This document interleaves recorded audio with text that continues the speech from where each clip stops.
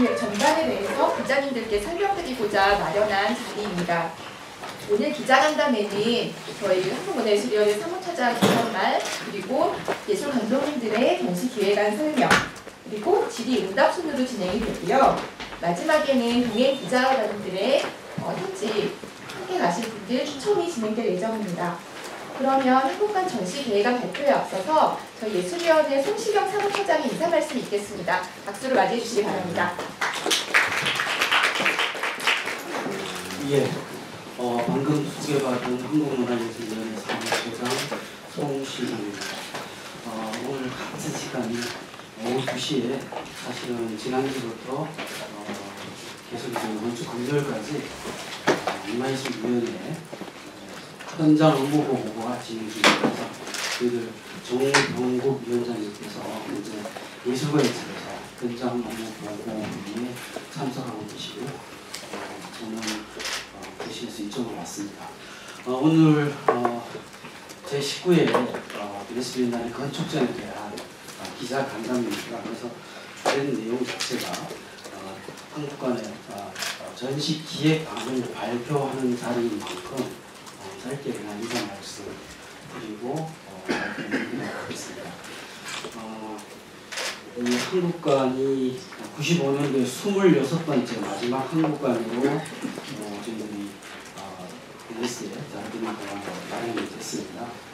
실은 93년도부터 95년에 이르기까지 여러분들이 기억하시는 김석철 선생님 그리고 망쿠르 교수님이 이제 설계하시고 다 이렇게 완공하는 걸 하셨는데 실은 숨어있는 백남준 우리 작가님의 긴 이야기도 여러 군데 통해서 아마 기자님께서 들으셨지 않을까 합니다.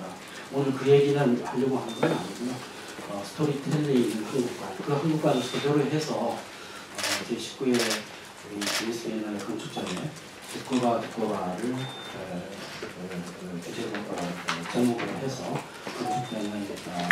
건축전이 열리는 만큼 많은 관심을 좀 기울여 주시기 바랍니다. 실은 95년도를 그렇게 보면 원래가 만 30주년 깊은 해입니다. 건축전도 있지만 관련되는 심포지움도 현지에서 열릴 거고요. 특히나 미술과 비교하면 약간 관심을 덜 두는 것이 건축이라고 볼 수 있겠습니다. 그럼에도 불구하고 우리가 살아가는 중요한 환경적 요소를 갖추는 건축인 만큼 그거는 저희가 보기에는 굉장히 뜻깊다라고 얘기 드리는데요. 우리 바쁘신 가운데도 참여해 주신 기자님들께서 많은 관심을 기울여 주셔서 건축에 대한 의미를 호신해 주시고 또 우리 예술위원회 쪽에 할 얘기가 있으시면 언제든지 좀 해주시고 또 건축에 대한 지원도 예술위원회가 이 일을 담당할 수 있도록 순서리도 좀 부탁드리도록 생각하겠습니다. 오늘 이 CAC라고 하는 우리 컬렉티브로서 예술감독 세 분, 정다영 그리고 김정, 정성준 이렇게 세 분의 예술 감독님도 참여를 해주셨고요. 네 분의 김현종, 박희천, 양예나 그리고 이다희 작가님 우리 네 분의 작가님들이 참여를 해주셨습니다. 너무 준비해 주시느라고 너무 수고해 주셨는데요. 이 자리에 들어서 또 다시 감사의 말씀을 드립니다. 고맙습니다.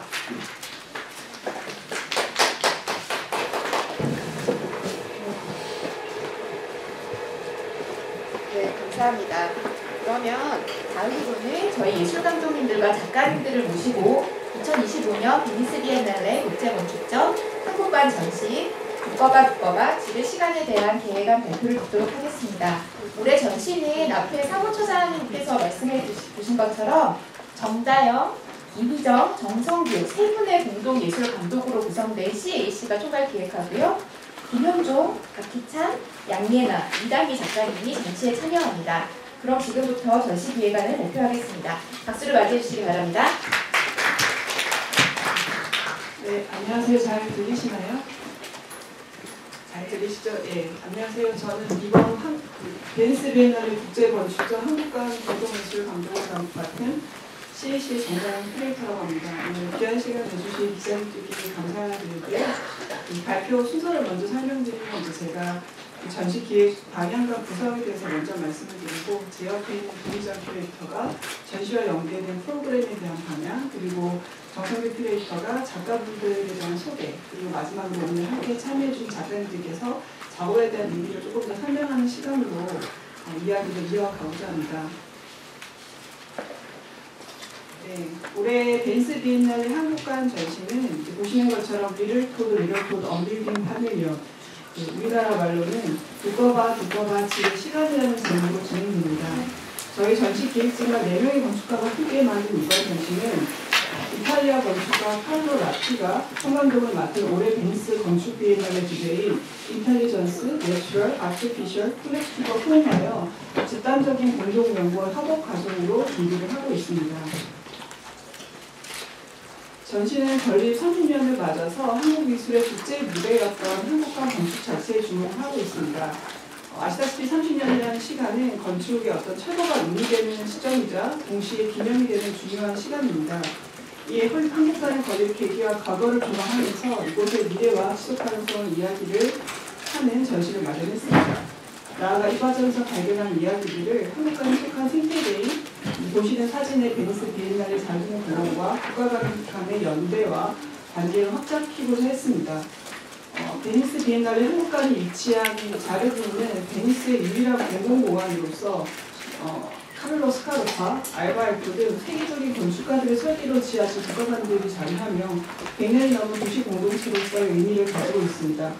이 전시는 이러한 맥락에서 파빌리온을 전시의 집으로 재구축하고 유기적, 생명체적 관점으로 바라보고자 합니다.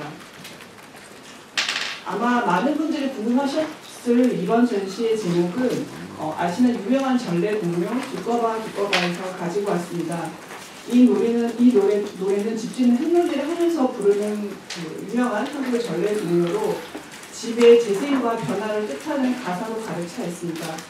저희는 이 노랫말 자체를 전시에 풀어가는 음적 툴로 삼고 있는데요. 이 노래 가사인 헌집과 새집의 관계는 30년을 기점으로 나는 한국관의 과거와 미래를 상징하고 있습니다. 또한 집에 불이 났다는 위기 상황은 한국관의 한계, 베니스라는 도시에 닥친 기후위기, 30년 만에 한국관 다음으로 세워지는 컨트롤관의 등장 등 새로운 지정학적 변화로 야기된 비엔날레의 미래와 연결됩니다.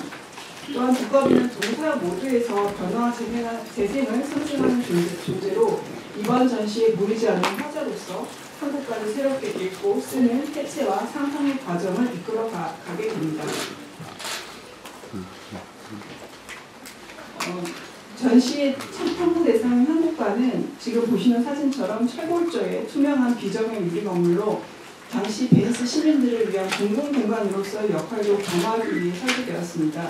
이러한 사연들은 작년 한국문화예술위원회가 발간한 마지막 국가관이라는 자료에서도 잘 나와 있는데요. 이 때문에 화이트 큐브라고 불리는 일반적인 전시공간과는 다른 어떤 주택의 거실 같은 공간도 인식되어 왔습니다.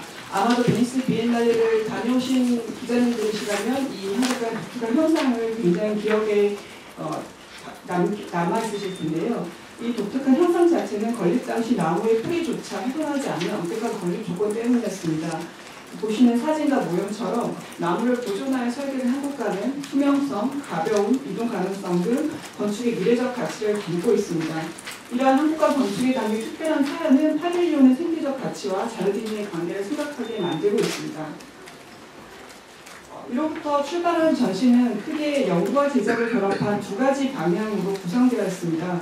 첫 번째로 아카이브 수집과 연구, 그리고 이에 기반한 참여 건축가들의 해석과 상상을 담은 커미션 작업으로 이루어져 있고요.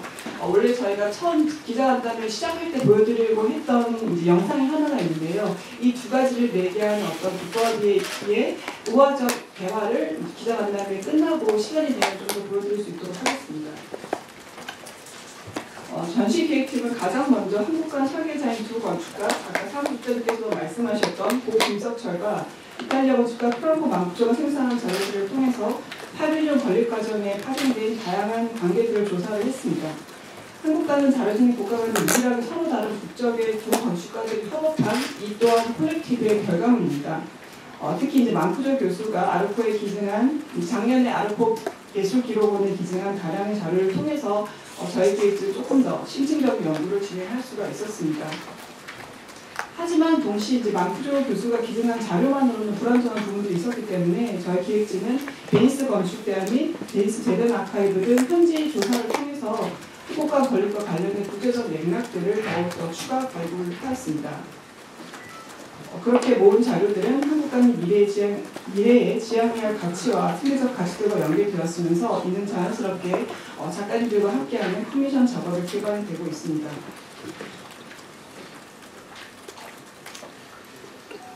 또한 아카이브는 이제 단순히 연구자료만 두지 않고 전시의 중요한 실적 결과물로 가공되었으며 기획진들은 기획 의도에 맞춰 이것을 비주얼 에세이를 제작을 하였으며 도록과 전시장 안에 3채널 영상 설치로 보여줄 계획입니다. 또한 기존 한국간의 과거와 시간을 기념하는 작업의 일환으로 그곳의 공간적 의미를 제대로 전달하기 위한 명제표 등을 달 예정입니다.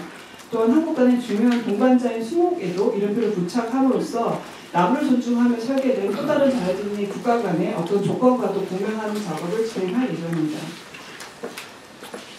다음으로는 작가들에게 한국간의 해석을 이유하는 커미션 작업에 대해서 말씀드리겠습니다. 이 작업들 자체를 이후 작가님들이 직접 자기 작업에 대한 이야기를 하실 예정이라 저는 간단하게 언급하고 넘어가도록 하겠습니다. 오늘 양현아 작가님께서는 독일에 거주하시기 때문에 영상으로 이후에 이제 설명을 대체하실 예정이고요. 말씀드린 네 분의 건축가들과 함께 저희는 한국간을 기존의 서사 위에 새로운 어떤 이야기를 쓰는 관점에서 한국간을 해체하고 재조립하는 작업들을 진행하였습니다. 보시면 첫 번째 작업인 이라미 건축가의 덮어쓰기 덮어씌우기는 이 전시장을 진입하면서 가장 먼저 보게 되는 작업으로 한국간의 지난 역사에 드러나지 않았던 숨은 존재들을 보여주는 작업이라고 할 수 있습니다. 이러한 작업들을 통해서 한국간과 자유주의의 다양한 비인간 존재들과 순간들이 있었음을 환기시키는 작업입니다. 양이나 건축가의 8밀리언 3천만 년 전은 한국간의 원초적 시간과 공간을 굉장히 사변적 픽션으로 다루는 작업입니다. 이 작업은 이탈리아의 생물학자, 문화인류학자, 진화사학자와의 협업으로 진행되었으며 양해나는 나폴레옹이 만든 자르니 공원의 역사를 훨씬 훌쩍 연계 올라간 원초적인 시간과의 동명을 시도합니다. 이 작업은 한국간의 시작이라고 할 수 있는 뒤에 보이시는 이 빨간색 벽돌 건물과 필로티 하부에 설치가 되어 있습니다. 그리고 박희찬 작가의 나무의 시간은 한국간의 정체성이기도 했던 나무에 반응하는 건축 작업으로 숲과 같은 주변 환경을 받아들이는 한국간의 투명함을 적극적으로 고려한 작업으로 전시장 중앙에 설치되어 있습니다.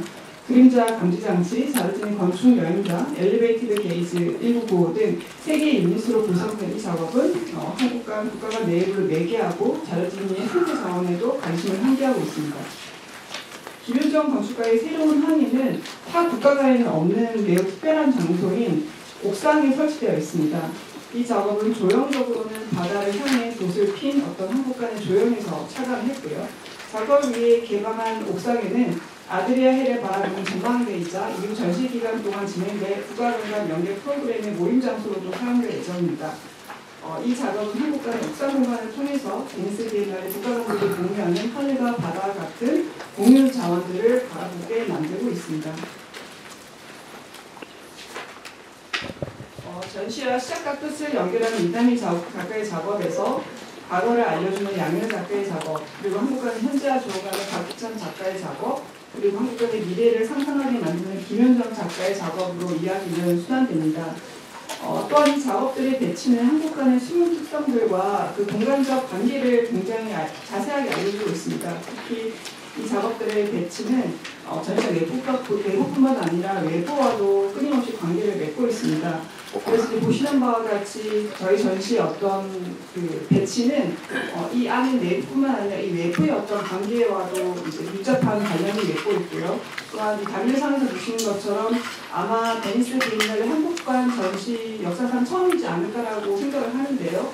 이 건물의 지하, 그러니까 땅에도 이 작업을 설치를 했고 없었던 것은 아니지만 매우 드물었던 옥상을 포함해 이 건축의 전 영역의 작업들을 배치함으로써 이 공간이 주변과 맺고 있는 관계, 나아가 다른 공원과의 어떤 연결 지점들을 끊임없이 확인시키는 시각적인 결과물들을 보여주고 있습니다.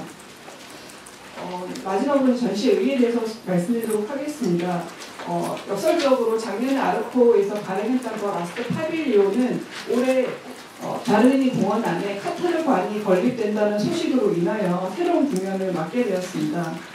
즉 이런 새로운 지정적 변화에 마지막 국가관이었던 한국관은 또 다른 어떤 변화와 그 태도를 취해야 하는 입장이 되었었고요.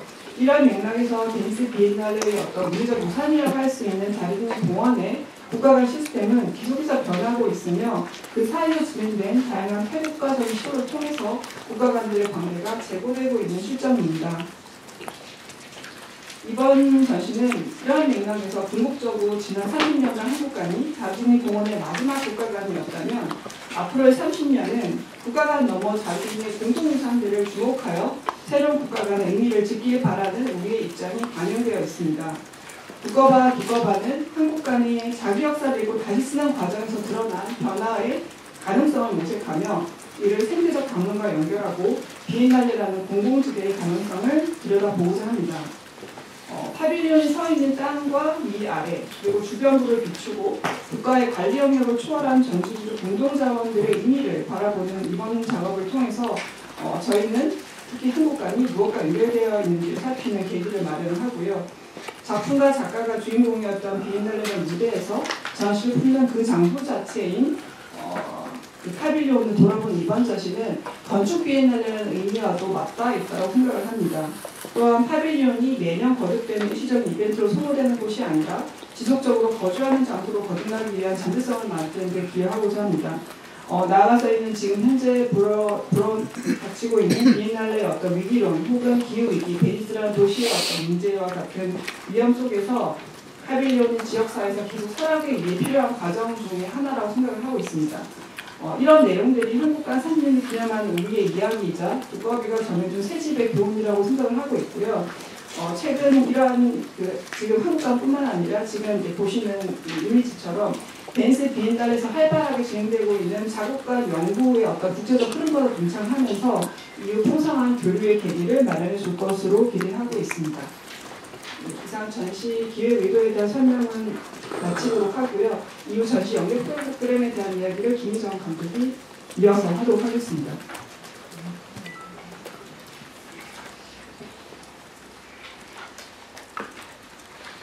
네, 이어서 설명드리겠습니다. 저희가 준비 중인 전시 도록은 두꺼바 지배 시간에 전시의 접근법을 이어받아 지면으로 재구성한 결과물입니다. 한국관과 관련된 역사적 사료들을 재구성한 비주얼 에세이를 포함해서 작가들의 커미션 작업 그리고 리서치 에세이 등이 수록되어 있습니다. 전시 기획진과 작가들을 제외한 외부 필자로는 명지대학교 전진영 교수님 그리고 송률 크리스티안 슈바이처 그리고 국가관 연구자인 레아 캐서린 작가 맨체스터 대학교 그리고 비교문화 연구자 앨리스 수진 김 선생님들이 참여해 주셨습니다. 그리고 편집에는 박정현 건축비평가, 곽승찬 연구자가 참여했고 디자인은 오혜진 작가가 함께했습니다. 그리고 한국관 건립 30주년 특별 포럼을 준비 중에 있습니다. 한국관 개관 30주년을 맞이해서 그동안의 성과를 되돌아보고 그리고 지속 가능성을 논의하는 자리를 마련합니다. 개관 당시 설정한 목적과 주요 전시 프로그램 등을 살펴보며 주요 성과를 되돌아보고 앞으로 직면할 물리적, 제도적, 지속 가능성에 대해 함께 고민하는 자리가 될 것입니다. 참여자로는 김종성 선생님, 그리고 한국관 공동설계자인 프랑코 망쿠주 교수님, 그리고 황금화자장소산한 조미석 소장님, 그리고 국가관 연구자인 마르코 물라짜니 등이 함께하고요. 개막식이 있는 당일날 오후 그 페르미스탄 발레 재단 오디토리움에서 진행할 예정입니다. 그리고 저희가 폐막 프로그램을 준비하고 있습니다. 공동 주제인 이번 베니스 비엔날레 공동 주제인 콜렉티브 인텔리전스라는 그 주제의 흐름에 맞춰서 한국관 자체도 굉장히 많은 인텔리전스의 일종의 집합이지 않습니까? 그래서 이 한국관을 이야기함에 있어서 좀 다른 타 국가관들과 뭔가 동화할 수 있는 자리를 마련하고자 합니다. 그리고 이번 베니스 비엔날레의 특징이 저희 셋이 그렇듯이 굉장히 다양한 분야의 콜렉티브들이 큐레이터로 참여를 합니다. 그래서 이런 뭔가 다양성과 함께 동화하는 바를 이번 피니스아지 프로그램을 통해서 함께 얘기하고자 합니다. 그리고 한국관의 특징이라고만 생각했던 그 나무라는 그 주제를 타 국가관들과 함께 연결하는 방식의 접근을 시도하려고 합니다. 나무라는 공통의 주제를 통해서 이제 타 국가관과 연대의 가능성을 모색하고 각 국가 간의 나무를 다루는 방식과 문제 해결 태도에서 공유되는 가치들을 바탕으로 국가 간들과의 과거와 미래를 함께 논의합니다. 그리고 국가 간들이 자발적인 큐레이터 집단인 CC 이전 21년도 신양 소장님께서 발족하셨던 큐레이팅 콜렉티브라는 큐레이팅 집단의 이제 활동을 이어서 이 네트워크를 지속하고 확장하는 방식으로 새로운 관계를 구성하려고 합니다. 그리고 연대의 과정과 결과는 전시 기간 동안 홈페이지나 그 별도의 프로그램을 통해서 공유될 예정입니다. 그리고 이어서 정성규 큐레이터가 작가 소개를 해주시겠습니다. 네, 안녕하세요. 이제 함께 전시에 참여한 4분의 작가를 소개해드리고자 합니다. 이번 전시를 저희 함께 준비하면서 4명의 이제 작가와 함께 많은 이야기를 나눴습니다. 작년 가을 베니스 현장 리서치를 포함해서 대면과 이제 온라인 줌으로 많은 이야기를 나눴는데요. 그중에 좀 흥미로웠던 점은 모두 이제 같은 세대의 젊은 작가들이면서도 각기 다른 나라에서 거주하고 작업한 경험을 가지고 있다는 것이었습니다. 이런 배경 덕분에 어떤 전시를 건축가들 공동으로 탐색하면서 작업을 만들어가는 과정에서 시각과 경험이 다채롭게 교차되었고 작품을 배치하고 조율하는 과정에서도 그런 시너지가 고스란히 드러났습니다. 함께 기획하면서 이 작가들을 더 많은 분들께 알리고 싶다는 생각이 많이 들었고요. 그래서 짧게 작가들의 배경을 먼저 설명드리고 작가들의 작품 설명이 이어지도록 하겠습니다. 먼저 이다미 작가는 서울과 미국에서 건축을 전공하고 서울에서 현재 플로라 앤 파우나 대표로 활동하고 있습니다. 식물, 동물, 사물, 건물 등을 통해 공간과 다양한 관계성을 탐구하고 있고요. 다음으로 양혜나 작가는 서울과 핀란드에서 건축과 공간 디자인을 공부하고 현재 독일에서 아트듀오 판타스틱으로 활동하고 있습니다. 현실의 개념과 어떤 감각적 한계를 도전하는 몰입형 공간 설치 작품 위주로 작업을 활동하고 있습니다.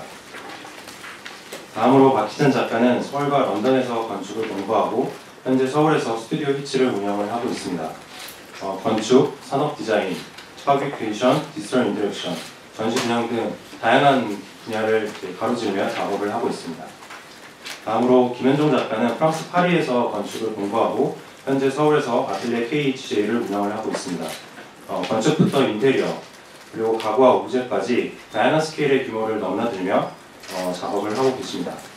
그럼 이제부터 한 분씩 작가님들을 만나보겠습니다. 먼저 이다미 작가님 소개와 작품 설명 부탁드리겠습니다.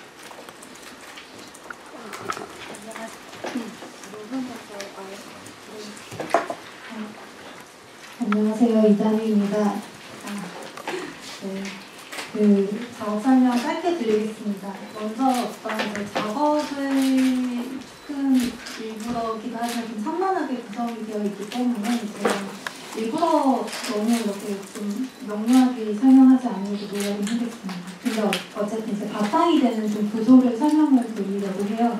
일단 저는 이제 산업과 제도가 규정하는 이제 경직된 방식의 건축하기를 좀 제고하는 그런 방향 속에서 작업을 이어가고 있고요.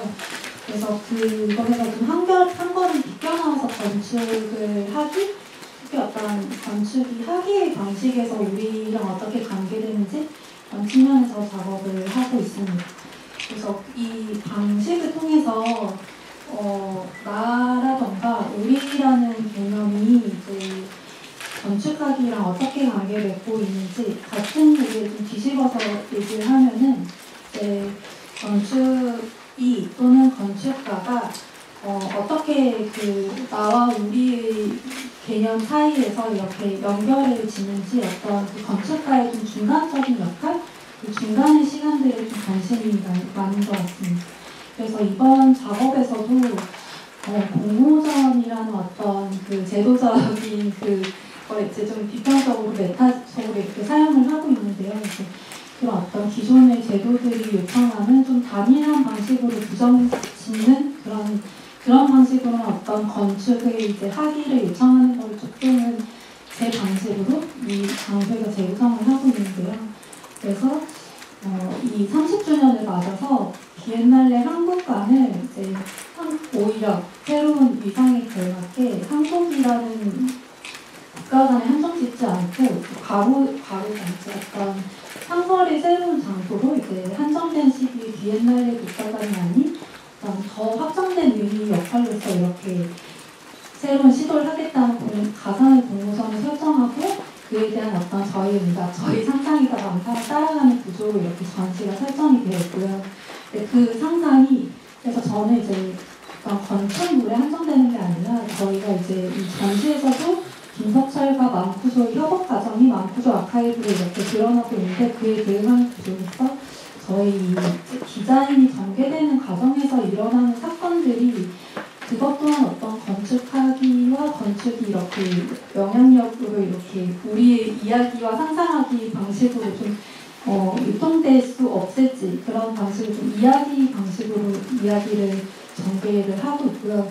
그리고 이제 보통은 일단 공모전이라면 이제 야심찬 큰 이야기 어떤 거대 서사를 던지면서 방송이 되는 경우가 많은데 제 이야기는 이제 한국관의 앞의 주역나무가 스스로 한국관의 길을 이렇게 주장을 하기도 하고 그리고 이곳에 드나드는 고양이 루카라고 있습니다. 예를 들어서 그런 존재가 스스로 한국관의 일부임을 주장을 하면서 다양하고 그리고 구체적인 클라이언트들이 한국이라는 개념을 대체하면서 우리가 이 장소와 건물을 새로 생각해 볼 수 있나? 이런 구조로서 작업이 이렇게 전개가 됩니다. 그러다 보니까는 이제 이 작업이 건축화되는 방식도 커튼이라던가 벽지라던가 아니면 어떤 빨대와 이불과 같이 어떤 건축이 좀 순수하게 스스로를 좀 규정 지으려고 했던 그러면서 좀 철원에서 부금 지으려고 했던 요소들로 이렇게 전개가 되고 서로 어떤 겹쳐내고 좀 더 일시적이기도 하고 어떤 다른 시간과 장소의 그 리듬 감각으로 이 장소를 다시 읽어보는 그런 구조 속에서 제 작업이 펼쳐지고 있습니다. 네, 감사합니다. 다음으로는 이제 양이나 작가님 현재 이제 독일에서 활동하고 계셔서 오늘 현장에 함께하지 못하셨는데요. 대신 작가님 소개해서 작품 설명 영상으로 만나보시겠습니다. 안녕하세요. 양리나입니다. 2025년 베니스 건축 비엔날레에서 한국관은 30주년을 맞이합니다. 처음에는 해체를 염두에 두고 설계된 이 건축물은 30년이 넘는 세월 동안 지속되며 기대를 뛰어넘는 존재감을 보여주었습니다. 저의 작업 파빌리온 아래 3천만 년 전은 영속성과 일시성이 공존하는 건축적 스토리텔링을 탐구하는 작업입니다. 저는 건축물의 수명과 기능에 대한 정통적인 개념을 제고하고 파빌리온 아래 숨겨진 역사를 발굴하는 고고학적 상상을 시도했습니다. 저는 1993년 베니스 자르디니 공원에서 발견된 미지의 생물 나누기나 아카펠라에 관한 가설을 기반으로 전시를 구성했습니다. 이 화석과 같아 보이는 생물은 머리가 없는 인간형 생명체로 전통적인 인류 진화의 개념을 뒤흔드는 요소로 작용합니다. 이들은 주파수를 통해 의사소통하고 물과 접촉하면 소리를 내는 특성이 있습니다.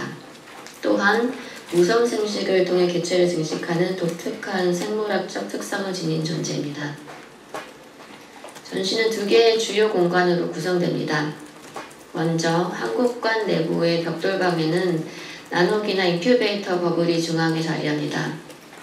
두 겹의 레이어로 나노기나를 양압실에 보존하는 형태로서 관람객들이 가까이에서 나노기나를 볼 수 있는 공간입니다. 벽면에는 과거 한국관 건축 당시의 기록과 학자들이 분석한 도큐멘트가 전시되며 4대의 감시 카메라가 지하 전시 공간을 실시간으로 비춥니다. 이후 관람객들은 작은 흙 인형들이 있는 한국관 아래 공간을 발견하게 됩니다. 한국관은 본래 임시 건축물이었지만 지난 30년간 지속되면서 임시적 영속성을 갖게 되었습니다. 저는 이 전시를 통해 보이지 않는 과거와 상상 속의 미래가 교차하는 장소를 만들고자 했습니다. 숨겨진 공간을 통해 건축과 시간의 개념을 재해석하고 우리가 인식하지 못한 존재들을 시각적으로 드러내려고 합니다. 이번 전시는 건축과 예술 그리고 과학이 맞닿는 지점을 탐색하는 실험이기도 합니다. 과거와 미래, 실제와 허구 사이의 경계를 넘나드는 이 이야기를 통해 보이지 않는 것들이 우리 주변에 어떻게 존재하고 있는지 다시금 생각해 볼 수 있는 계기가 되었으면 합니다. 그럼 베니스에서 뵙겠습니다. 감사합니다. 네, 다음으로 박희찬 작가님 작품 설명 부탁드리겠습니다. 안녕하십니까. 제 작업 나무의 시간에 대해서 설명드리겠습니다. 나무의 시간은 한국관을 찾는 방문자들에게 원래 존재했던 것과 새로 만들어진 것, 자연에서 자라난 것과 지어진 것, 원래 있었던 자연과 만들어지는 건축의 경계를 탐험하는 작업입니다. 크게 3가지 건축 공간 장치를 선보이는데요. 그림자 감지 장치, 자르디니의 건축 여행자들, 엘리베이티드 게이지 1995라는 공간 장치들인데요.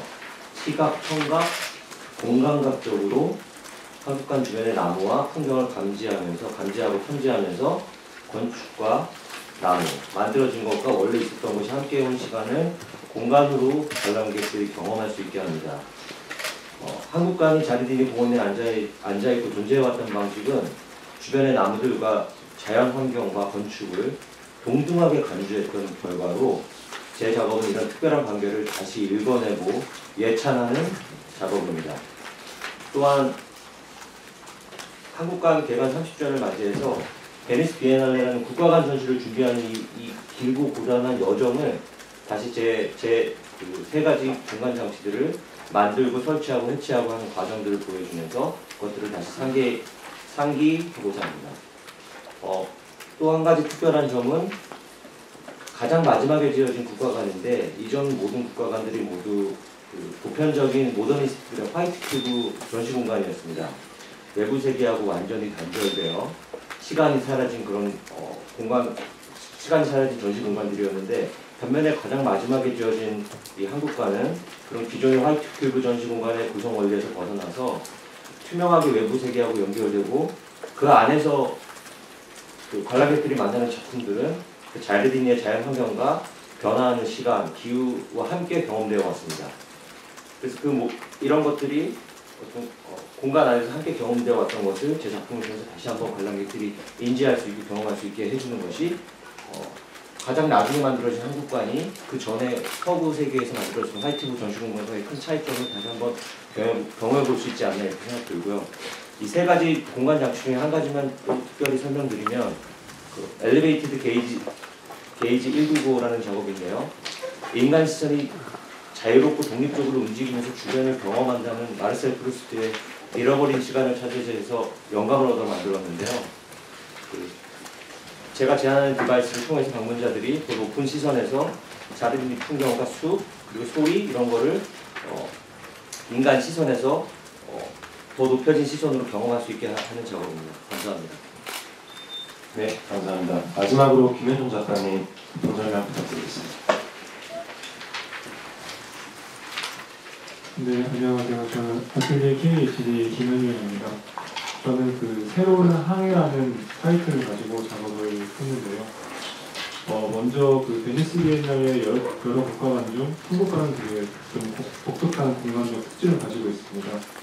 특히 대부분의 국가관이 옥상을 활용하지 않는 반면 이번 전시에서는 한국관 옥상에 작품이 확실히 설치될 예정입니다.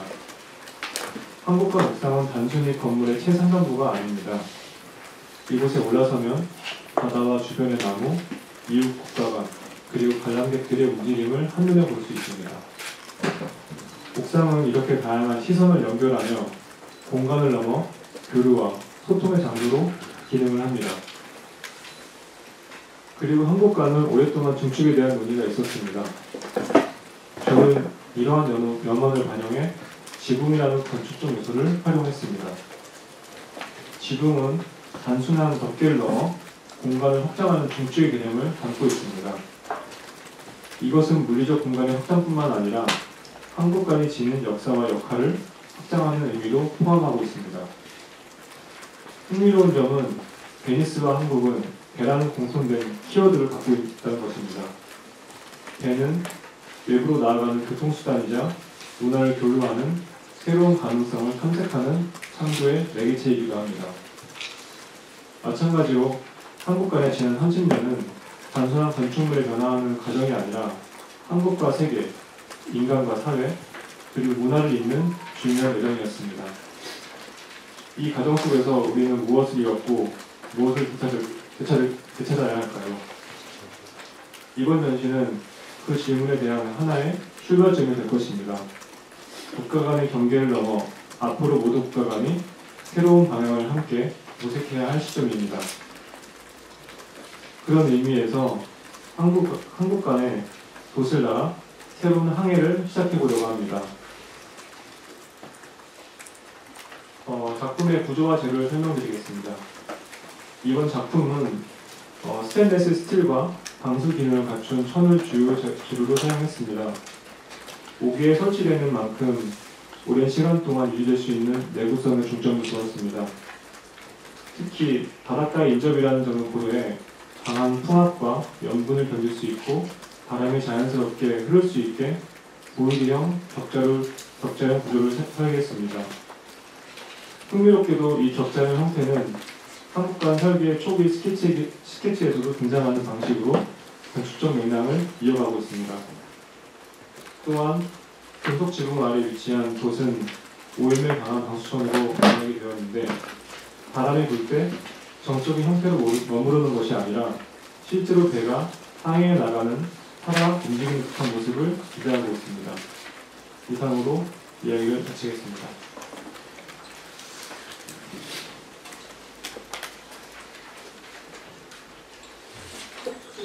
원래 기자간담회 전에 보여드리려고 했던 영상인데요. 아까 저희가 말씀드렸던 이번 전시에 있는 어떤 화자의 두꺼비가 어떻게 이번 전시에 이야기 있는지에 대한 그 애니메이션 작업을 보여드리도록 하겠습니다. 이 작업은 그 건축을 전공한 그림책 작가인 정진호 작가가 이제 그림을 그렸고요. 정진호 작가는 그 몰루나 나가치상 부원을 수상한 그 한국의 대표적인 그림책 작가입니다.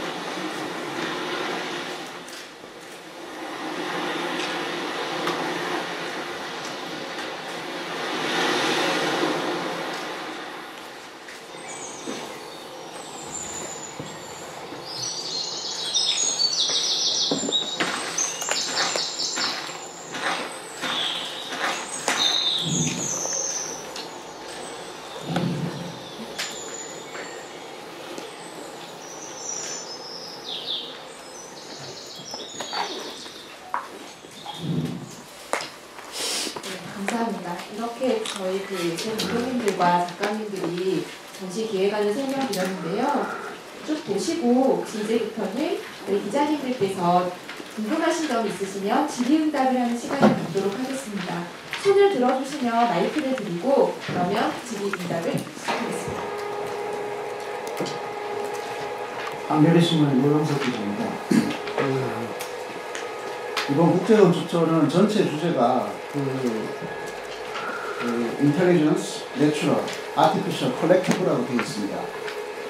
그러니까 그 집단 지성적이고 그 다음에 이제 자연 생태적인 어떤 위기 상황에 대응해서 그 유연하고 현대 건축을 할 수 있는 이른바 응전으로서 여러 컨셉들이 그 강조되는 개념이라고 카를로 라틴이 밝히고 있습니다. 근데 지금 오늘 지금 사전 브리핑에서 말씀하신 내용을 보면 그 30년 전에 그 힘겹게 건축했던 이 아디레를 바라보는 거실 형태의 이 공간을 하나의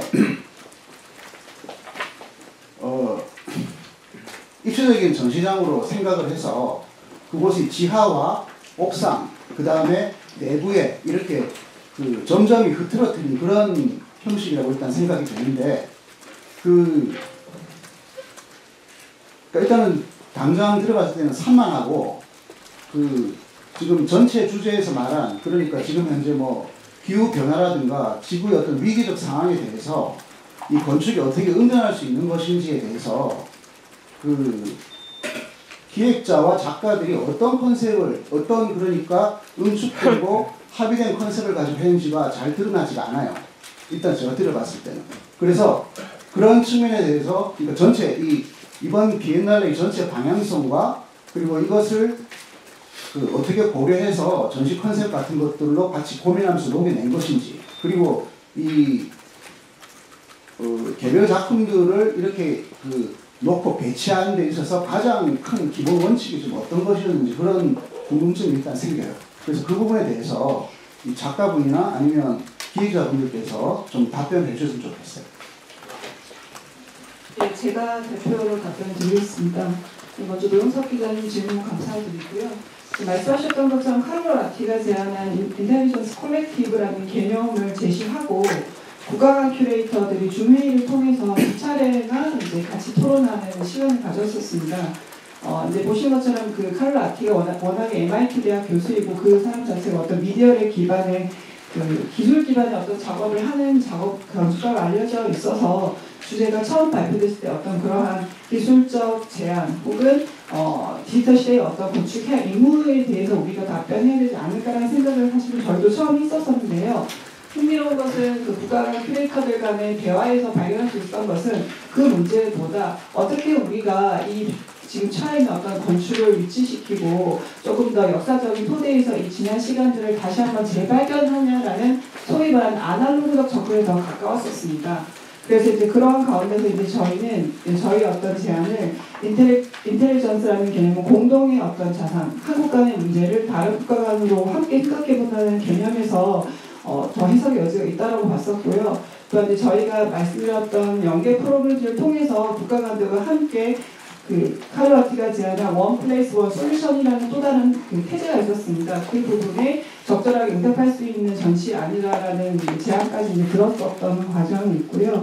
그리고 이제 말씀하셨던 그 건축에 어떻게 응전하는가라는 문제는 건축에 다양한 스펙트럼이 있다고 생각을 합니다. 그러니까 기술에 대한 어떤 도전 혹은 여러 가지 재료에 대한 뭐 어떤 기술적 변화 같은 것도 있지만 저희 자신들 그보다는 조금 더 건축이 가지고 있던 장소의 문제에 집중한 아니라고 봐주시면 좋을 것 같습니다. 건축이 홀로 설 수 없고 건축이 있는 어떤 토대인 공통자원, 특히 오늘날 기후위기 때문에 더욱더 환기해야 할 자연의 어떤 유산들이 사실은 존재하고 있다는 점, 그 자연스러운 존재가 오히려 이제 베니스 비엔날레는 어떤 무대에서는 사실은 쉽게 잊혀지기 마련인 것 같습니다. 왜냐하면 우리가 비엔날레를 가면 그런 어떤 자연적 요소를 우리가 생각하기보다 작품과 작가를 먼저 늘 생각을 해왔었고, 이제 이번 전시는 이제 그것도 중요하지만 그보다는 이 국가관이 있는 어떤 터전, 그리고 더 깊숙한 땅의 문제, 원초적 어떤 순간들에 대해서 이야기를 쌓은 그런 과정의 결과라고 보시면 좋을 것 같습니다. 그리고 이제 작품들의 위치는 자연스럽게 이렇게 같이 탐구하고 이야기하는 과정에서 비롯되었는데요. 지금 이 작품의 배치는 사실은 작품의 성격하고도 관련이 있습니다. 양혜나 작가는 어떤 과거의 시간과 자연인 땅의 문제를 이제 건들고 있는데요. 그런 의미에서 국가간의 지하 장소인 그 필로티 하부의 작품을 설치를 하고 있고, 또 한국관의 가장 첫 기원을 할 수 있는 예전에 100년 전에 만들어진 벽돌 공간, 원래 이제 건물 화장실로 쓰였던 역사가 있는 건물입니다. 한국관이 그 벽돌 건물에서 이렇게 펼쳐진 형태로 이제 증축이 건물인데요. 그렇기 때문에 더 그 한국관의 기원이 되는 그 과거의 옛 장소로부터 작품을 출발했다고 할 수 있겠습니다. 그리고 이제 박희찬 작가의 어떤 작업은 현재의 어떤 조건들, 달림의 어떤 수목과 풍경을 다시 한번 보기를 제안한 작업이기 때문에 한국관의 어떤 투명한 반영하고 있는 중앙에 설치되어 있고요. 그리고 김현종 작가의 작업, 한국관의 어떤 미래와 좀 더 나아가는 상상력을 전달하기 위해서 한국관의 옥상에 배와 같은 어떤 도서 형상한 작업으로 작품이 배치가 되어 있습니다.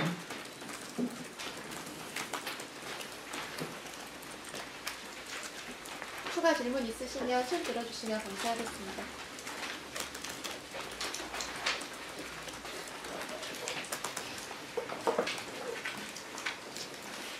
네, 아마 지금 그 쭉 설명을 들으셔서 추후에라도 또 궁금하신 점이 생기실 수 있는데요.